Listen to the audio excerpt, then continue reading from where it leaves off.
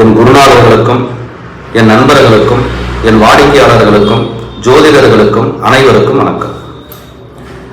இந்த பதிவில் நம்ம என்ன பார்க்க போறோம்னா, கோச்சார கிரக நிலை அப்படிங்கிறத பத்தி பார்க்க போறோம். கோச்சாரம் அப்படின்னா என்ன அப்படின்னு கேட்டா, அன்றாடம் கிரகங்களுடைய நகரங்களுக்கு பேரு தான் கோச்சாரம். அதுக்கு பேரு கோல்சாரம் அப்படிங்கிறது பெயர். அது கோச்சாரம் அப்படிங்கிற ஒரு முறையை பத்தி நம்ம பார்க்க போறோம். கோச்சாரம் அப்படிங்கிறது என்ன அப்படின்னா, அன்றாடம் ஒவ்வொரு ராசியில ஒரு கிரகங்களுடைய நகர்வு. நம்ம நிறைய பேர் பார்த்திருக்கோம், ராசி பலன் பார்க்கிற வழக்கம் உண்டு. ராசிக்கு மற்ற கிரகங்கள் எங்கெல்லாம் போகுது அப்படிங்கிறது ராசி பலன். ஒருத்தருடைய ராசிக்கு அல்லது அன்றைய ராசிக்கு ஒரு கிரகங்கள் எங்கெல்லாம் போயிட்டு இருக்குது அப்படிங்கிறது ராசி பலன் அப்படிங்கிறத நம்ம பார்த்த பழக்க வழக்கம் உண்டு.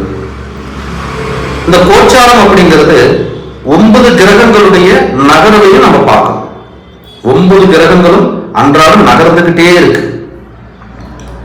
பிறந்த கால ஜாதகம் அப்படிங்கிறது நம்ம பிறக்கும் போது நம்ம என்னெல்லாம் அனுபவிக்க போறோம், என்னெல்லாம் நல்லது கெட்டது இன்பம் துன்பங்களை நம்ம அனுபவிக்க போறோங்கிறத மொத்தத்தையும் சொல்றது ஜாதகம். எந்த காலத்துல என்ன அனுபவிக்க போறோம், ஒரு வீடு எப்ப வாங்குவோம், ஒரு திருமணம் எப்ப நடக்கும், ஒரு தொழில மாறுதல் எப்ப நடக்கும், ஒரு தொழில பதவி உயர்வு எப்ப கிடைக்கும், ஒரு வருமானம் வரக்கூடிய காலம் எப்ப சரியா அமையும், அந்த வருமானத்தை எந்த விதமா நம்ம பயன்படுத்த போறோம் அப்படிங்கிற அன்றாடம் நிகழ்வுகளை சொல்லக்கூடியதுதான் கோச்சாரம். பிறந்த ஜாதகத்துல இல்லாத ஒரு விஷயத்தை கோச்சாரம் சொல்லாது. பிறந்த ஜாதகத்துல நமக்கு எந்தெந்த காலகட்டத்துல என்னென்ன அனுபவிக்க போறோங்கிறத பிரிச்சு சொல்றதுதான் இந்த கோச்சாரத்துடைய வேலை. இந்த கோச்சாரத்துல 3 விதமான பிரிவு. நாள் கிரகம், மாத கிரகம், வருட கிரகம் அப்படின்னு 3 விதமான பிரிவு இருக்கு. நாள் கிரகம் அப்படிங்கிறது சந்திரன் மட்டும்தான்.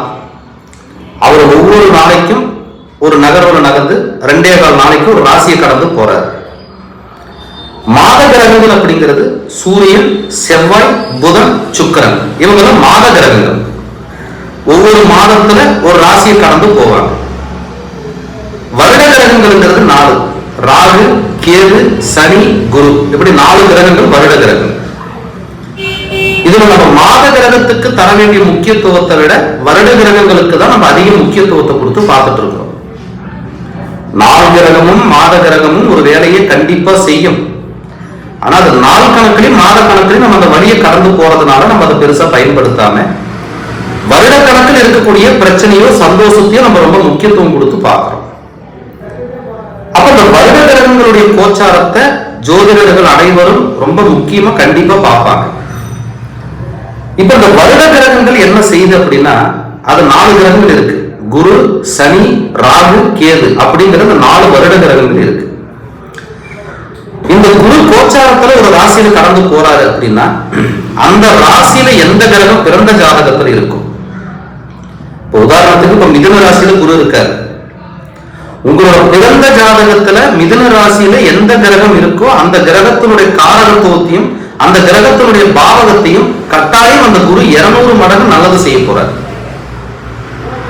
ஒருத்தர் ஜாதகத்துல மிதுன ராசியில புதன் இருக்குன்னு வச்சுக்குவோம்.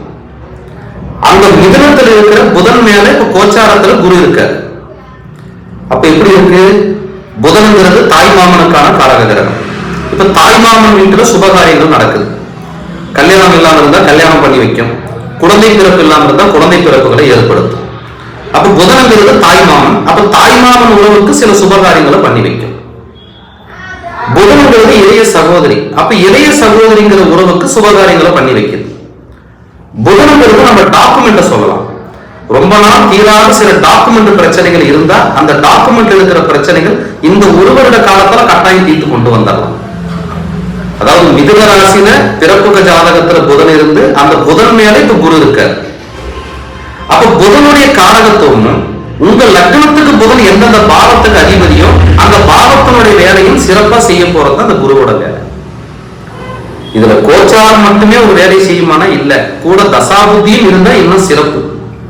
இப்ப பிறந்த கால புதன் மேல கோச்சார குரு இருக்கிறார் அப்படின்னா இப்ப குரு தசையோ புதன் புத்தியோ அல்லது புதன் தசையோ குரு புத்தியோ நடக்கிறவங்களுக்கு இது 100% நடக்குது. அப்ப அந்த நன்மையால ரொம்ப நாளைக்கு அதோட சந்தோஷத்தையும் கொடுக்க போகுது. அந்த ஒரு வருட காலத்துக்கு அந்த சந்தோஷம் நிலைச்சு நிற்கும்.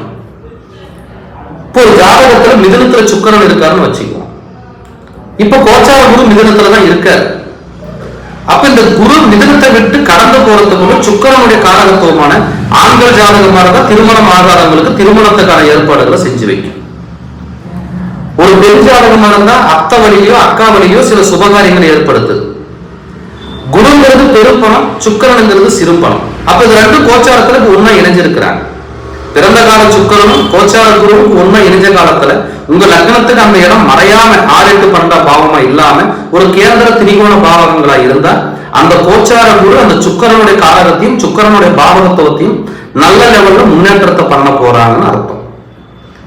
அப்போ ஒரு கோச்சார குரு உங்க ஜாதகத்துல எந்த கிரகத்து மேல வந்திருக்காரு, அந்த கிரகம் என்ன காரகத்துவத்துக்கான கிரகம், அந்த கிரகம் உங்க லக்னத்துக்கு எந்தெந்த பாவ ஆதிபத்தியம் பெற்று இருக்கிறாரு, அப்ப அதையெல்லாம் 200 மடங்கு நல்லது செய்யக்கூடிய வேலையைத்தான் இந்த குரு செய்ய போறாரு.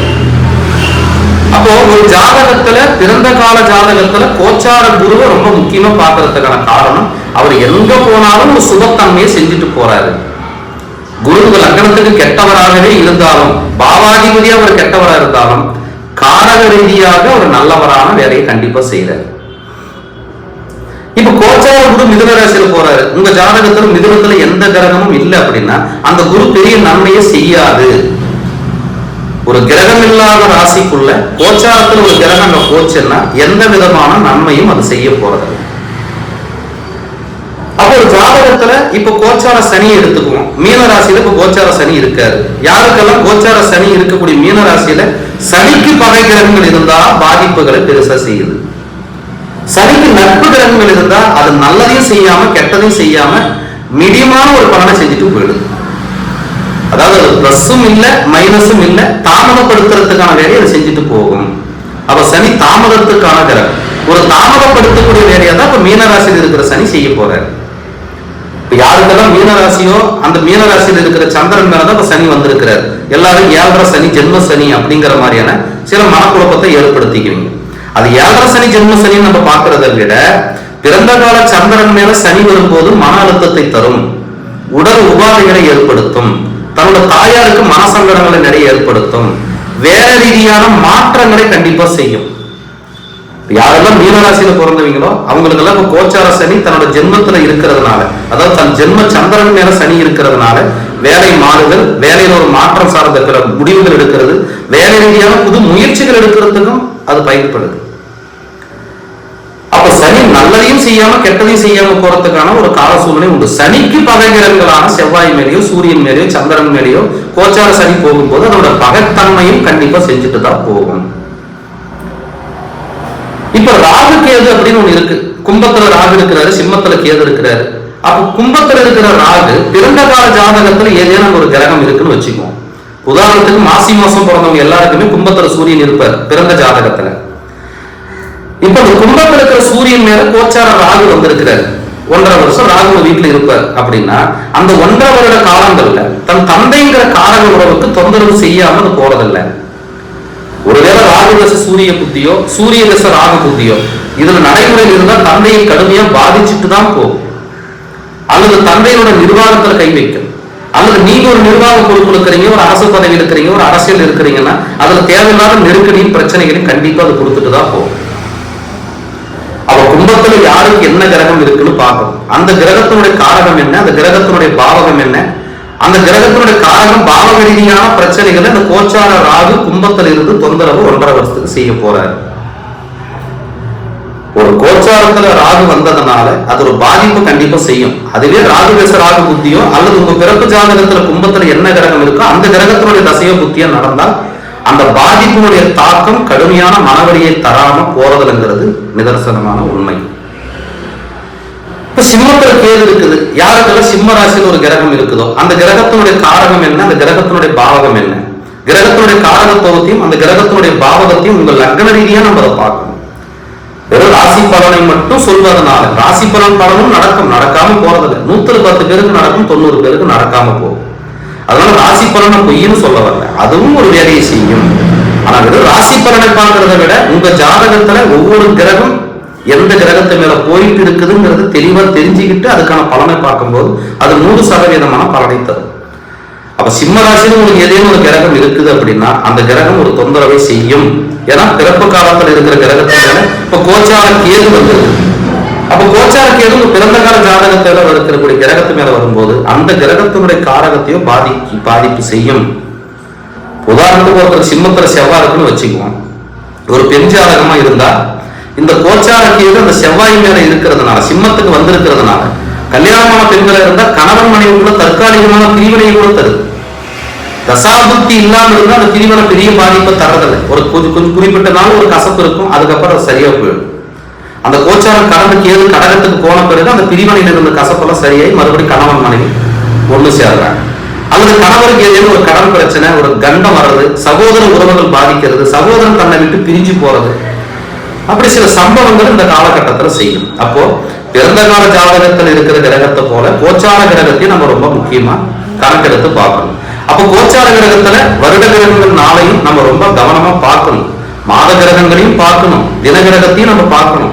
அதை விட ரொம்ப முக்கியம் ராகு, கேது, சனி, குருன்ற இந்த 4 கிரகங்கள், இந்த வருட கிரகங்களுடைய கோச்சாரத்தை பார்க்கணும். அந்த கோச்சாரம் எந்த கிரகத்தை மேல போகுது, அந்த கிரகம் எந்தெந்த லக்னம், அந்த லக்னத்துக்கு எந்த பாவாதிபதி, அப்ப இப்ப நடக்கக்கூடிய கோச்சாரத்தில் இருக்கக்கூடிய கிரகத்தினோட பிறந்த கால கிரக இணைவு இருக்குதுன்னா அதே கிரகம் தசாபுத்தியா இருக்குதாங்கிறதையும் நம்ம ஒரு முறை பார்க்கறது சிறப்பு. பிறந்த காலத்துல ஒரு கிரக சேர்க்கை இருக்குது, கோச்சாரத்திலேயே அதே கிரக சேர்க்கை இருக்குதாங்கிறதையும் பார்த்து அதுக்கான தசாபுத்திகள் நடக்குதான்னு பார்த்தா நம்ம பார்க்கக்கூடிய பலன் 90% சரியா இருக்குங்கிறது ஒரு நிதர்சனமான உண்மை. ஏன்னா இந்த இடத்துல என்னோட குருநாதருடைய வாக்கை, என் குருநாதர் சொன்ன வார்த்தையை இந்த இடத்துல நான் ஞாபகப்படுத்த ஆசைப்படுறேன். என்னுடைய குருநாதரும் என் மானசீகமான ஜோதிட தந்தையுமான ஜி.கே. ஐயா சொன்ன ஒரு வார்த்தை, சாபத்தை உணர்த்தும் காலம். ஒருத்தருடைய சாபம் என்னங்கிறத உணர்றதுக்கான காலம் இந்த கோச்சாரம் தான் காட்டுது.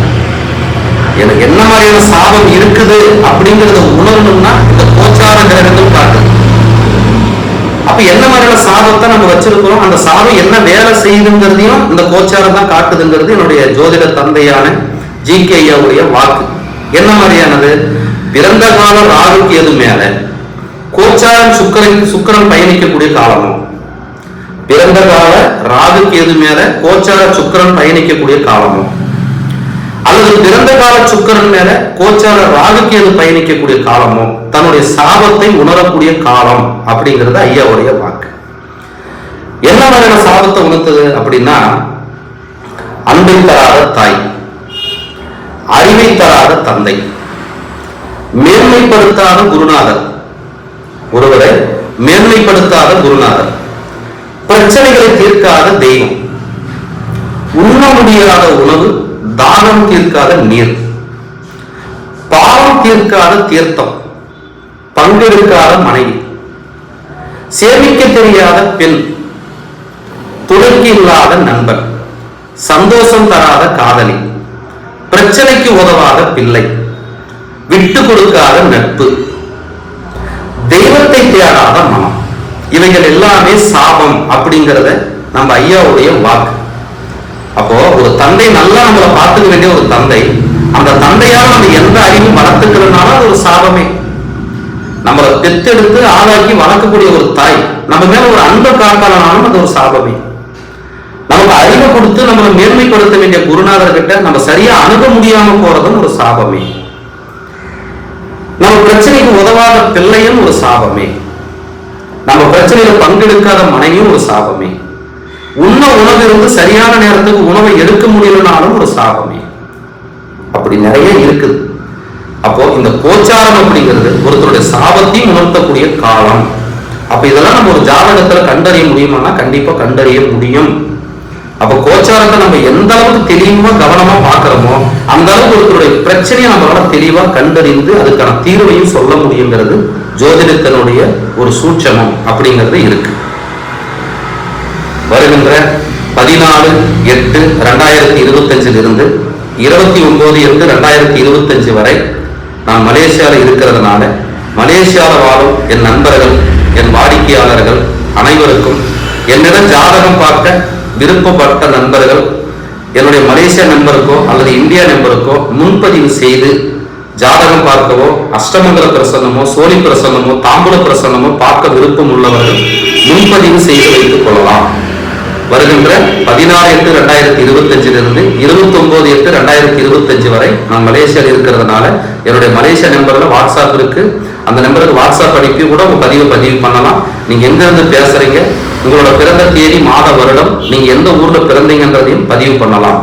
ஜாதகம் பார்க்க விருப்பம் உள்ளவர்கள் முன்பதிவு செய்யும் போது என்னுடைய முகவரி கட்டாயம் உங்களுக்கு அனுப்பப்படும். நன்றி, வணக்கம்.